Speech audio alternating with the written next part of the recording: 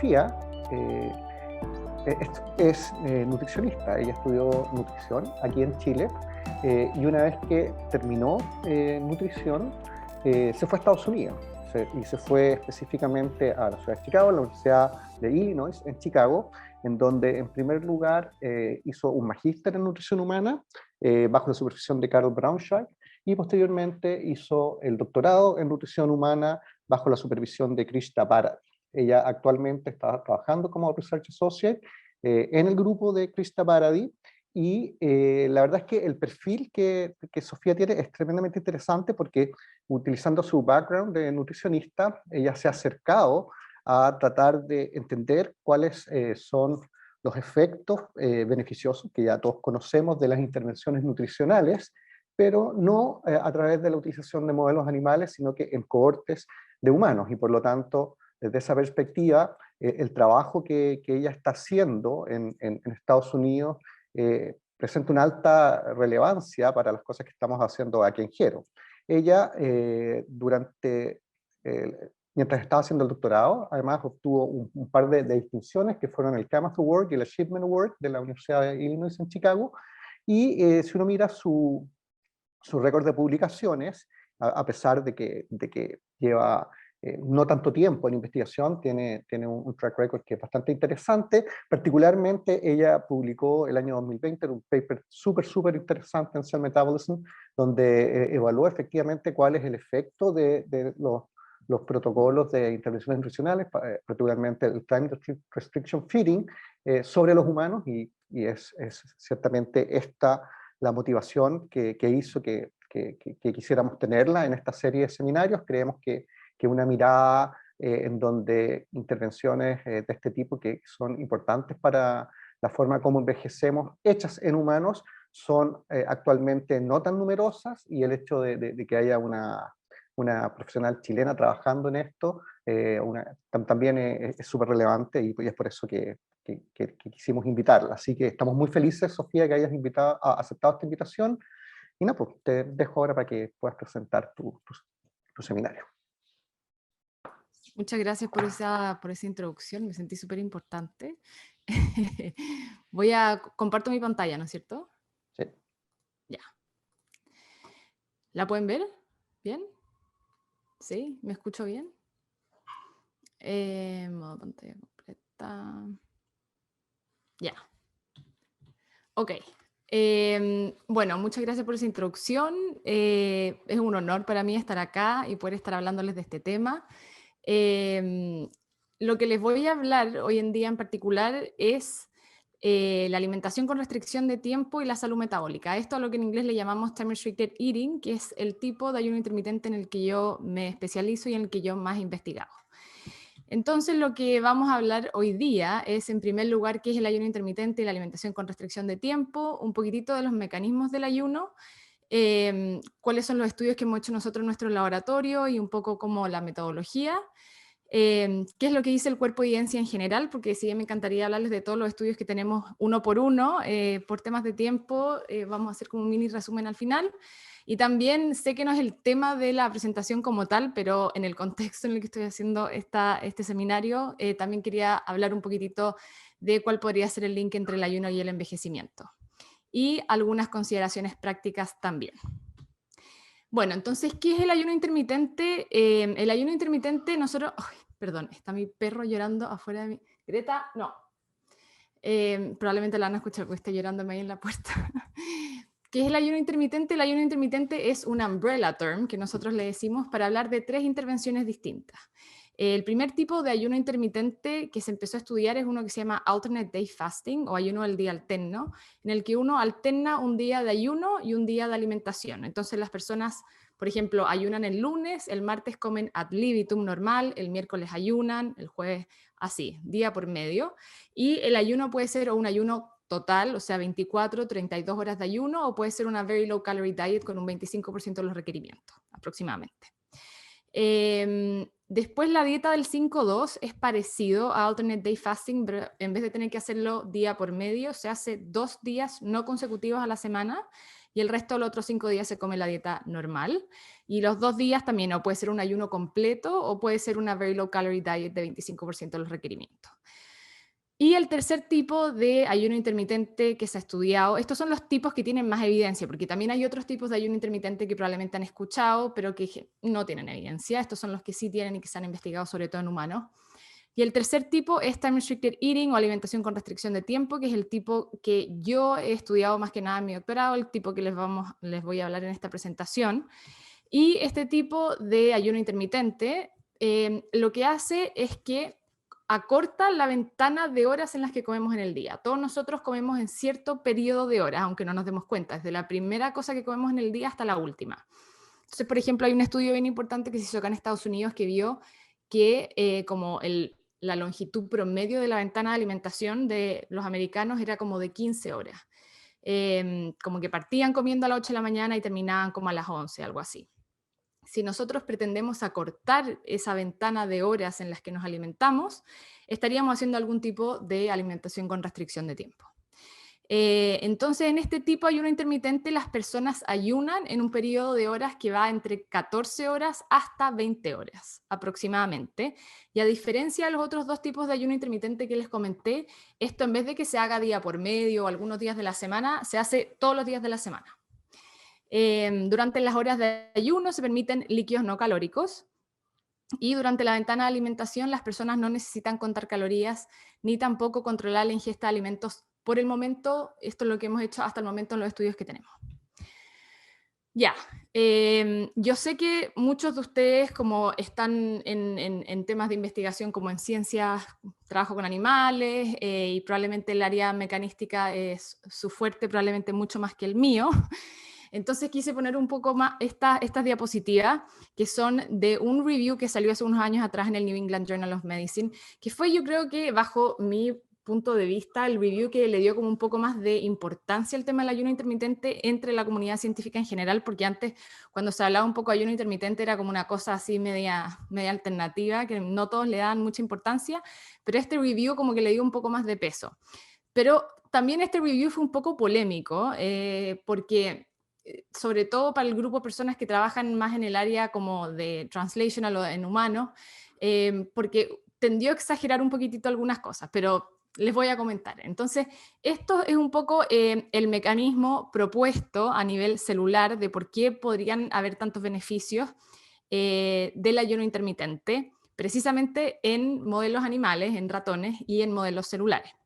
Entonces, parte por esta disminución de energía y nutrientes, ¿no es cierto?, que generan oscilaciones en ciertos sensores bioenergéticos, lo cual regula ciertos factores de transcripción, sobre todo sirtuina, a nivel del núcleo celular, y también el FOXO, el PGC1-alfa y el NRF2, que todos estos como que tendrían un poco o podrían explicar cuál es los resultados que hemos visto en animales en términos de resistencia al estrés.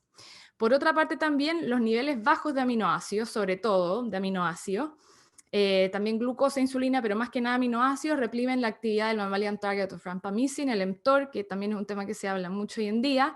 El mTOR tiene una actividad más que nada relacionada con el anabolismo proteico, por lo tanto, si nosotros suprimimos el mTOR, se suprime toda la actividad anabólica de la célula y del cuerpo y se estimulan procesos relacionados con la autofagia.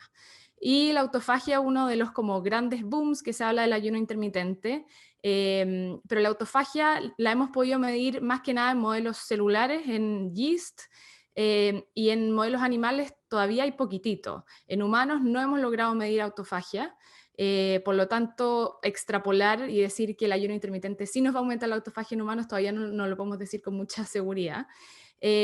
También, por otra parte, la proporción de AMP a ATP aumenta y el AMP cíclico se activa, lo que desencadena procesos de reparación e inhibición del anabolismo y también, como un poco en resumido de todos estos efectos celulares, lo que podríamos decir que pasa es que disminuyen los procesos anabólicos Entonces, durante las horas de ayuno, como no está llegando suministro energético, digamos, a las células, se disminuyen o se inhiben los procesos anabólicos y se favorecen los procesos de mantenimiento y reparación, dentro de ellos posiblemente los procesos de autofagia, y podría resultar en resistencia al estrés, mejor metabolismo de las glucosas y de los lípidos, biogénesis mitocondrial, que también es otro tema grande en términos de ayuno, y supervivencia celular.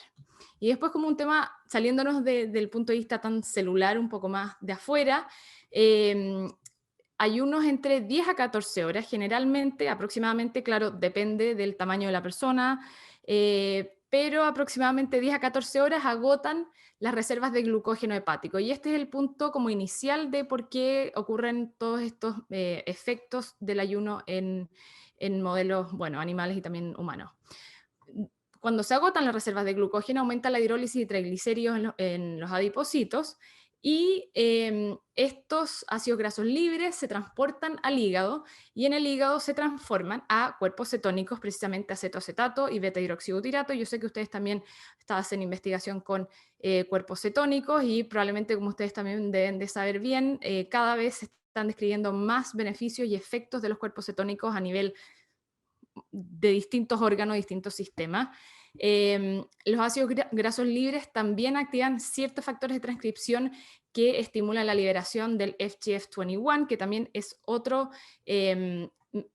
podríamos decir que actúa casi como una hormona y tiene un efecto bastante importante en la regulación del metabolismo de macronutrientes, sobre todo en condiciones de ayuno. Y como mencioné en la diapositiva anterior, los niveles reducidos de glucosa y aminoácidos durante el ayuno dan como resultado actividad reducida del mTOR, que podría activar la autofagia. Entonces, esto es un poco lo que sabemos por el momento de cuál podría ser el mecanismo de por qué vemos beneficios del ayuno intermitente en humanos. Pero no es, en general, la gran mayoría de los estudios en los que se basó este review son estudios en, como dije, modelos celulares y animales. Habían 2 o 3 estudios en humanos, porque en estudios en humanos no tenemos casi nada mecanístico. Hay muy, muy poquititos estudios que hayan visto o que hayan podido medir el efecto del ayuno desde un punto de vista más mecanístico, el por qué sucede. Todavía no lo tenemos completamente claro, desafortunadamente, pero esta es un poco la idea de lo que podría pasar. Entonces, es un poquito frustrante cuando nosotros hablamos de ayuno intermitente, porque hay mucha información afuera, a diferencia de otros temas que de repente se investigan, que la población general no sabe, y que uno como científico, uno como que le enseña o le muestra, o uno entrega conocimiento nuevo. En este tema es súper frustrante porque la población en general cree saber mucho más de lo que realmente tenemos en estudio. Entonces, cada día salen más libros de ayuno intermitente, cada día salen más bestsellers de ayuno intermitente que cuentan unas historias que son impresionantes y que no tienen mucho sustento científico, desafortunadamente. Entonces, les voy a contar ahora un poquitito qué es lo que tenemos en humanos, qué es lo que hemos hecho en nuestro laboratorio, y un poquito del cuerpo de evidencia en general. Entonces, este fue el primer estudio que se hizo en Time Restricted Eating, o alimentación con restricción de tiempo en humanos. Este estudio lo hizo Sachin Panda, que probablemente alguno de ustedes no se ha escuchado de él o lo conoce, uno de los investigadores más importantes en ayuno intermitente, sobre todo en este tipo de ayuno intermitente. Él trabaja en San Diego, acá en Estados Unidos. Y él hizo un estudio en animales, que fue un estudio súper famoso, en el que a ratones les dieron una dieta, una high fat diet. A unos de esos ratoncitos los hicieron alimentarse durante las 24 horas del día, al otro le restringieron las horas a 8 horas solamente durante la noche, que es la hora en la que están activos, y vieron que el efecto del high fat diet no tuvo el efecto tan nocivo en los animales que están comiendo tan solo 8 horas comparados con los que están comiendo ad libitum. Bueno, ese estudio fue súper interesante, le fue muy bien a ese estudio, por lo tanto decidió probar esto mismo en humanos. Y este fue como el primer momento en el que se empezó a probar esto, o sea, pasamos de los animales a los humanos. Entonces él hizo un modelo de un 14-10, que son 14 horas de ayuno y 10 horas de alimentación en personas con sobrepeso, y fueron 16 semanas, cortito.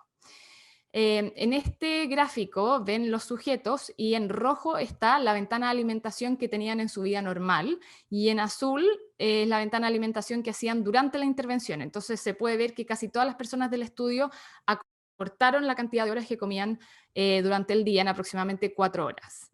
¿Y qué fue lo que vieron? Que solamente por reducir, solamente por acortar la cantidad de horas que estaban comiendo estas personas, bajaron como 3 kilos de peso y restringieron aproximadamente 20% las calorías que comían, pero sin cambiar la dieta, sin decir que comer, solamente comiendo en menos horas. Entonces, acá un poco partió la investigación en este tema en humanos como una estrategia para bajar de peso. Entonces, aquí surgió un poco la pregunta, ¿puede ser que este tipo de ayuno intermitente, que era nuevo en ese entonces, de acortar la ventana de alimentación, puede ser una estrategia útil para la baja de peso en personas con obesidad o no?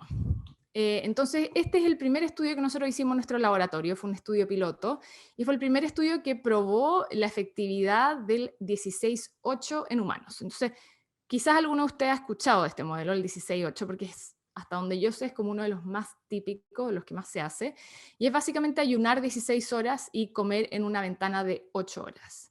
Entonces, los participantes eran aleatorizados a uno de estos dos grupos. El grupo de intervención eran 23 personas que empezaban a comer a las 10 de la mañana, terminaban de comer a las 6 de la tarde y ayunaban de 6 a 10 del día siguiente.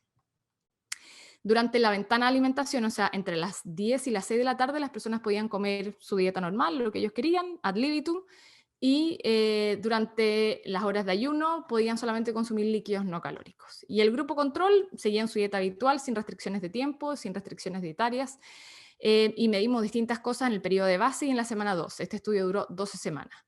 Peso corporal, adherencia, dieta, riesgo metabólico. Y este estudio fue un poco polémico en un principio porque muchas personas creían que si nosotros acortábamos la ventana de alimentación a 8 horas, que es un periodo bastante corto en personas con obesidad, las personas iban a llegar con muchísima hambre y iban a comer mucho más durante esas horas, porque como no había consejo dietario, no había restricción energética, no había nada, en el fondo las personas podían comer lo que ellos querían, muchas personas pensaban que las personas iban como a overeat y comer mucho más de lo que ellos requerían y iban a subir de peso. Entonces, ¿qué fue lo que encontramos en este estudio? En primer lugar, una adherencia muy alta. Las personas eran capaces de hacerlo. Y eso es algo clave en estos modelos de ayuno intermitente. En aproximadamente 6 días a la semana las personas pudieron adherir, pudieron seguir las recomendaciones, pudieron empezar a comer a las 10 de la mañana y terminar a las 6 de la tarde sin mayores dificultades. Y contrario a como muchas personas pensaban que se podía llegar a subir de peso porque las personas iban a comer más, vimos baja de peso. Si bien no fue una baja de peso demasiado marcada, fue un 2,6% del peso inicial, sí es interesante pensar que solamente por comer en 8 horas, sin cambiar lo que comían, si las personas querían comer McDonald's durante esas 8 horas podían, pero solamente por acortar un poco las horas, las personas bajaron de peso. Esto también es interesante, esto es un poco qué es lo que pasó con la dieta de estas personas, con la composición alimentaria. Es interesante ver que la composición de la dieta no cambió, ¿ya? La gente seguía comiendo más o menos lo mismo, la misma cantidad de proteínas, la misma cantidad de carbohidratos, la misma cantidad de grasa. Lo único que cambió fueron las calorías. Y ese es un tema central en este tema de ayuno intermitente o restricción de alimentación con restricción de tiempo, que es la restricción calórica involuntaria. Y es un tema que lo voy a repetir de acá adelante varias veces. ¿Por qué? Porque al restringir las horas o al comer en menos horas, las personas sin darse cuenta restringen calorías. Entonces se genera una restricción calórica involuntaria con una adherencia muy alta. Entonces eso es básicamente por qué esta estrategia es tan como interesante o seductora, que es porque podemos lograr una restricción calórica con buena adherencia, sin que las personas estén contando calorías o estén haciendo esfuerzos activos por disminuir las calorías de la dieta. Entonces, por solamente acortar la ventana de alimentación a un periodo de 8 horas, las personas restringieron aproximadamente 350 calorías de la dieta. En términos de marcadores de riesgo metabólico, no vimos grandes cambios en este primer estudio piloto, no vimos cambios importantes en términos de glucosa o insulina, tampoco en lípidos plasmáticos, pero sí vimos una disminución significativa de la presión arterial sistólica. Entonces, un poco en resumen de este primer estudio piloto que hicimos, vimos un 3% de baja de peso en 3 meses aproximadamente, alta adherencia del 80% y una restricción calórica involuntaria de 350 calorías al día. No vimos muchos cambios relacionados con el control de glicemia ni de lípidos, pero sí una disminución en la presión arterial sistólica. Entonces, después de hacer este estudio, nos preguntamos, ya sabemos que si acortamos el periodo de alimentación, se genera esta restricción calórica involuntaria y se genera baja de peso. ¿Qué pasa si acortamos estas ventanas aún más? Si lo hacemos un poco más brutal, un poco más marcado, podría ser que induzca más baja de peso y mejores resultados en términos de marcadores metabólicos y de riesgo cardiovascular, o no necesariamente. Entonces, en base a esta pregunta, diseñamos el primer estudio que comparaba dos ventanas cortas de ayuno intermitente y un grupo control. Y este es el estudio que publicamos el año pasado en Cell. Este estudio, yo fui la investigadora, o sea, la que hice absolutamente todo en este estudio, y fue bastante interesante lo que encontramos. Entonces las personas eran aleatorizadas a nuestros 3 grupos. El primer grupo era un grupo en el que comían en tan solo 4 horas. Entonces las personas empezaban a comer a las 3 de la tarde, terminaban de comer a las 7 de la tarde y tenían que ayunar de las 7 a las 3 del día siguiente. De nuevo, entre las 3 y las 7 comían su dieta habitual, ad libitum, y entre las 7 y las 3 ayuno y podían consumir líquidos no calóricos. El grupo a las 6 horas empezaban a comer a la 1, terminaban a las 7, también su dieta ad libitum durante esas horas, y ayunaban de 7 a 1 del día siguiente. Y el grupo control mantenían su dieta habitual también, sin restricciones de horario ni de dieta en específico. También medimos distintas cosas en el periodo de baseline, que tuvimos 2 semanas de baseline, y también en la semana 12, peso, adherencia, riesgo metabólico, sueño, entre otras. Nosotros hicimos este estudio corto, ¿ya? Fueron solo 8 semanas. ¿Por qué lo hicimos corto? Porque pensábamos que la adherencia iba a ser muy mala. Pensamos que íbamos a tener muchos dropouts porque eran ventanas muy cortas de alimentación en personas con obesidad que no habían nunca ayunado antes. Entonces dijimos, lo más probable es que este estudio no nos resulte mucho y que las personas se salgan. Por lo tanto, lo hicimos de 8 semanas. Pero, para sorpresa nuestra, sobre todo mía, porque yo estaba aterrada en un principio, tuvo muy buena adherencia también. Las personas pudieron hacerlo bastante bien, adhirieron aproximadamente 6.2 días a la semana. No les costó terriblemente hacerlo a pesar de la primera semana. La primera semana siempre es la más difícil en cualquier tipo de intervención, pero después de la primera semana no sintieron efectos adversos y pudieron adherir bastante bien. Y ese es como uno de los findings más interesantes de este estudio, que las personas con obesidad pudieron adherir a comer en tan solo 4 o 6 horas. Y la adherencia no fue diferente entre los dos grupos. Después, en términos de baja de peso, vimos una baja de peso de aproximadamente 3.2% del peso inicial en tan solo 8 semanas. Si pensamos comparado con el estudio anterior, la baja de peso fue de 2.6 en 12 semanas y en este 3.2 en 8 semanas. Entonces, fue una baja de peso más marcada, más rápida, más pronunciada, claramente, estaban comiendo en menos horas y no hubo diferencia significativa entre los dos grupos, ¿ya? Y eso es interesante también de ver, que el grupo de 4 horas uno pensaría que iba a bajar más de peso que el grupo de las 6 horas, pero no fue así en este caso. Y a diferencia también del estudio anterior, en este estudio sí vimos mejoras en marcadores metabólicos.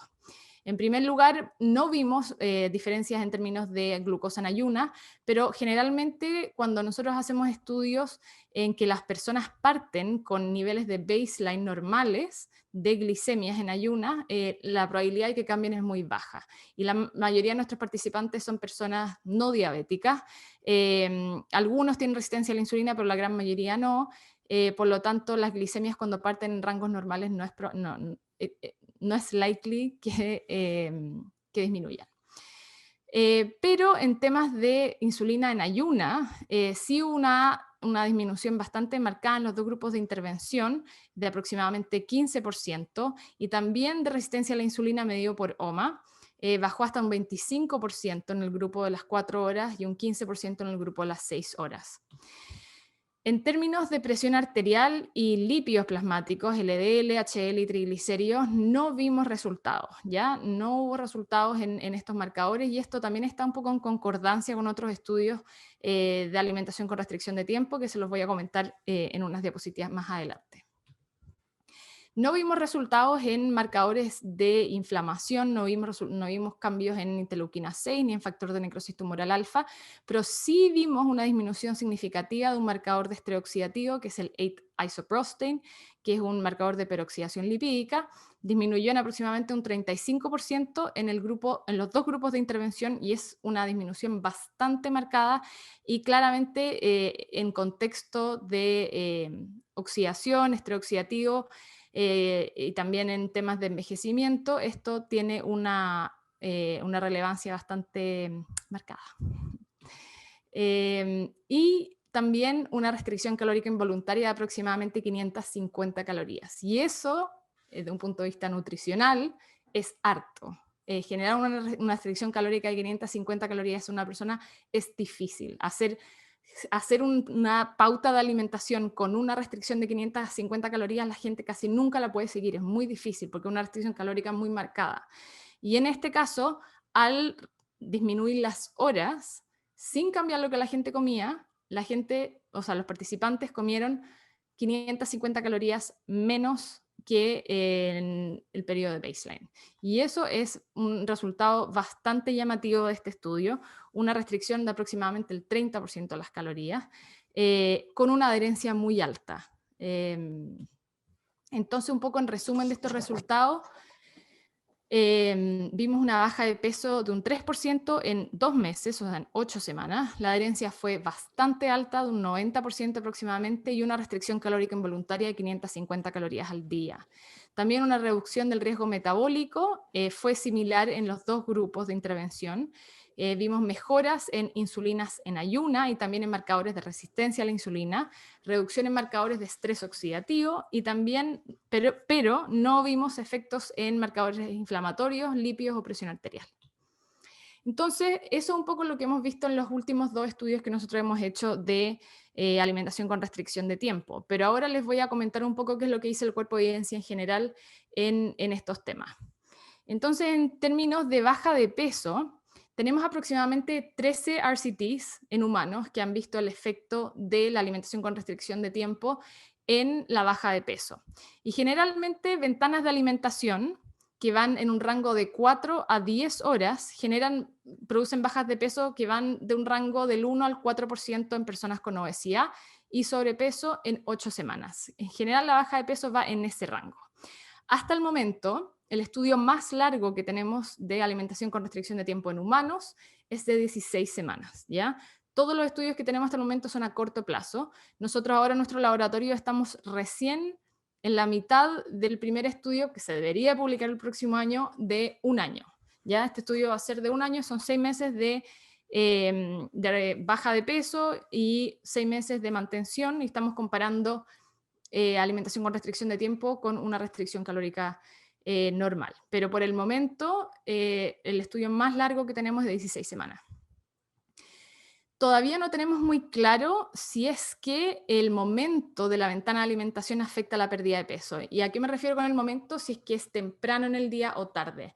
Y ese es todo otro tema relacionado a este tema, o sea, relacionado con la alimentación con restricción de tiempo, que me habría encantado incluirlo, pero es mucha información más, que es todo el tema relacionado con los ciclos circadianos, que la alimentación con restricción de tiempo está súper de la mano también de eso. Entonces, en términos de baja de peso, todavía no tenemos muy claro si es que hacer la ventana de alimentación temprano en el día o tarde, o más bien tarde en el día, tiene un efecto marcado en la pérdida de peso. Pero sí lo hemos visto en otros temas. Hemos visto que hay una reducción involuntaria de la ingesta calórica entre un 10 a un 30%, que va de 200 a 600 calorías al día, y esto lo hace una terapia como alimentaria, una terapia dietética bastante novedosa, porque no requiere que las personas cuenten calorías, no requiere que las personas tengan que seguir muchas instrucciones, es solo una instrucción, y eso es la razón por la que creemos que tiene tan buena adherencia, porque solamente empieza a comer hasta ahora, termina de comer hasta ahora y ya. Porque muchas veces otras intervenciones tienen muchas instrucciones y a las personas les cuesta seguir muchas instrucciones. Aumenta la cantidad de proteínas, aumenta la cantidad de fibra, disminuye los carbohidratos, disminuye las calorías, aumenta el agua, aumenta la actividad física, entonces cuando son muchas instrucciones, la gente generalmente termina no haciendo ninguna. En cambio, en este caso, como es tan solo una instrucción, la gente, al parecer, los participantes pueden adherir bastante bien. En términos de lípidos y presión arterial, en presión arterial son bastante heterogéneos. Tenemos algunos estudios que han visto disminuciones de la presión arterial sistólica y diastólica, otros que no han visto efecto, pero esto está bastante ligado a la baja de peso. Los estudios en general que han visto baja de peso han visto bajas en presión arterial, los que no han visto baja de peso en general no. Está muy de la mano con la baja de peso las mejoras o los cambios en términos de presión arterial. Pero lo que no hemos visto cambio, desafortunadamente, es en lípidos plasmáticos, el LDL, HDL o triglicéridos. Posiblemente es porque la alimentación es ad libitum. Y sabemos que los lípidos plasmáticos tienden a estar muy relacionados con la cantidad de grasas saturadas de la dieta, con la cantidad de azúcares simples, carbohidratos simples. Y como la dieta hasta el momento no se ha estudiado este tipo de ayuno intermitente mezclado con alguna dieta más saludable, es posible que por eso no hayan cambiado los lípidos por el momento. Por ejemplo, nosotros en nuestro estudio medimos la calidad de la dieta, entonces medimos cómo era la calidad de la dieta de nuestros participantes al inicio del estudio y también medimos la calidad de la dieta de nuestros participantes al final del estudio, para ver si es que la calidad de la dieta había mejorado o había empeorado, se había mantenido. Y nos dimos cuenta que la calidad de la dieta de nuestros participantes partió siendo mala, una calidad baja, mala calidad de la dieta.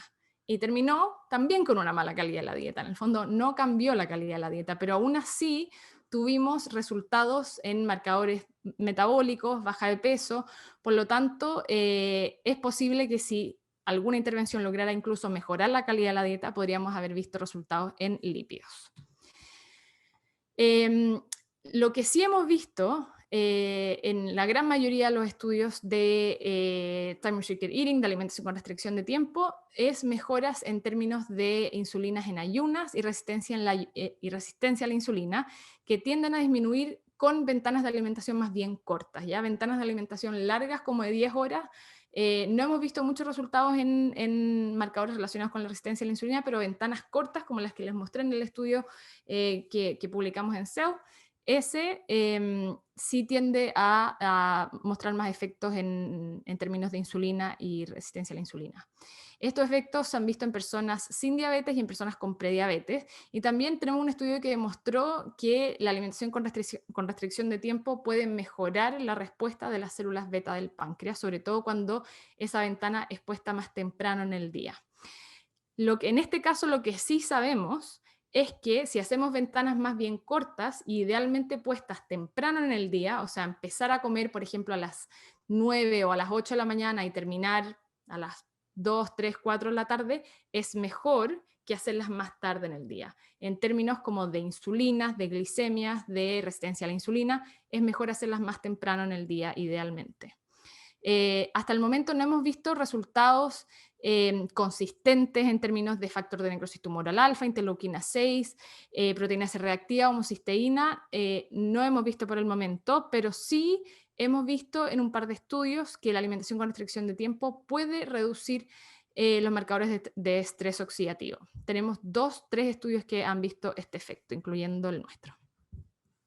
Y para terminar, quería incluir una breve diapositiva de cuál podría ser la relación entre ayuno y longevidad. Claramente ustedes son los expertos acá, no yo, pero el proceso de envejecimiento primario está asociado con la acumulación de estrés oxidativo y también está ligado con la tasa metabólica, ¿no es cierto?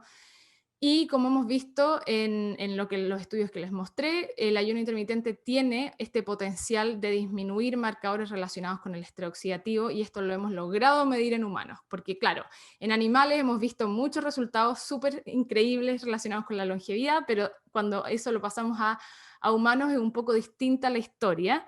Pero en humanos sí hemos visto disminución de marcadores de estrés oxidativo. También hay algunos estudios en humanos que han visto disminución de hormonas tiroideas, y también las hormonas tiroideas están directamente relacionadas con la tasa metabólica. Es una disminución no muy marcada, pero es una leve disminución y también podría tener un poco de relación con procesos de envejecimiento, tasa metabólica y estrés oxidativo. También el estrés ambiental asociado al estilo de vida poco saludable, el envejecimiento secundario. También esto tiene una relación directa con lo que estamos haciendo en nuestros estudios. Sabemos que la alimentación con restricción de tiempo puede mejorar marcadores relacionados con enfermedades metabólicas, y el disminuir el riesgo de enfermedades metabólicas podría llevar a un estilo de vida más saludable. Bueno, probablemente también ustedes conocen perfectamente la población de los Okinawa, que son residentes de esta isla en Japón, que naturalmente llevan una alimentación con una restricción calórica leve, de aproximadamente el 15% de las calorías que requieren. Y el tema de la restricción calórica es uno de las áreas que más se ha investigado en términos de envejecimiento en mamíferos. Sabemos que seres humanos que pueden mantener una restricción calórica puede aumentar la esperanza de vida entre 1 a 5 años, pero es difícil adherirse a una restricción calórica, ¿no es cierto? Es complicado mantener una restricción calórica constante, pero como les comenté en las diapositivas anteriores, el ayuno intermitente es una estrategia para poder mantener una restricción calórica con una alta adherencia. El hecho de que sea una restricción calórica involuntaria lo hace mucho más fácil de llevar, porque el hecho de tener que estar conscientemente restringiendo las calorías, conscientemente seleccionando alimentos en específico, lo hace mucho más tedioso y más estresante para las personas. Por lo tanto, mirar las horas en vez de tener que mirar las calorías es una estrategia que al parecer tiene mejores resultados, y podría ser una estrategia que eventualmente podría tener efectos en términos de longevidad. Algunas consideraciones prácticas, como les comenté, con este tipo de ayuno intermitente, restricción con alimentación con restricción de tiempo, hay que mirar más el reloj que las calorías, ¿ya? Y eso en algunas personas les funciona muy bien y pueden adherir bastante bien.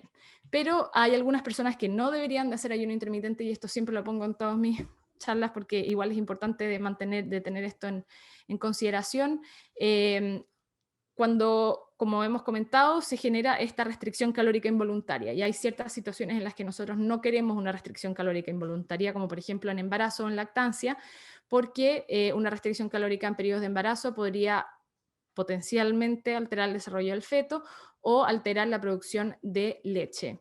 También personas con antecedentes de trastornos de la conducta alimentaria, idealmente no, porque podría potencialmente gatillar algo nuevo. Nosotros generalmente lo excluimos de nuestros estudios. Niños, adolescentes o personas en periodos de crecimiento, idealmente no, porque esta restricción calórica podría alterar el crecimiento.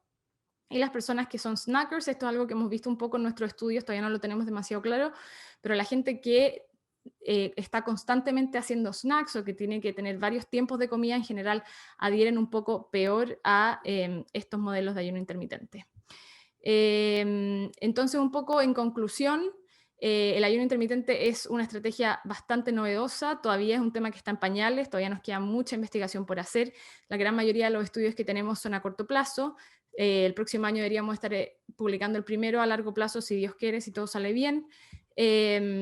Los resultados que se han visto en modelos animales no son extrapolables hasta el momento a humanos, porque los periodos de ayuno no son hacer ayunar a un ratón por 16 horas no es lo mismo que hacer ayunar a un humano por 16 horas, porque por ejemplo un ratón, probablemente tú lo sabes mejor usted, muere de starvation aproximadamente a las 48 horas por ahí. En cambio un ser humano muere de starvation meses, dependiendo de las reservas de tejido adiposo. Entonces, si bien los resultados en modelos animales son muy interesantes y nos dan muchos insights de cuáles son los posibles mecanismos y cuáles son todo el potencial que tiene el ayuno intermitente, todavía nos queda mucho por ver, por estudiar en humanos. Pero de un punto de vista de envejecimiento yo creo que es una estrategia interesante. Probablemente ustedes tienen mejores insights que yo, pero esa sería mi presentación. Ojalá que les haya quedado claro. Reconocimiento a mi laboratorio y al National Institute of Health, que son los que nos dan funding para nuestros estudios. Así que muchas gracias.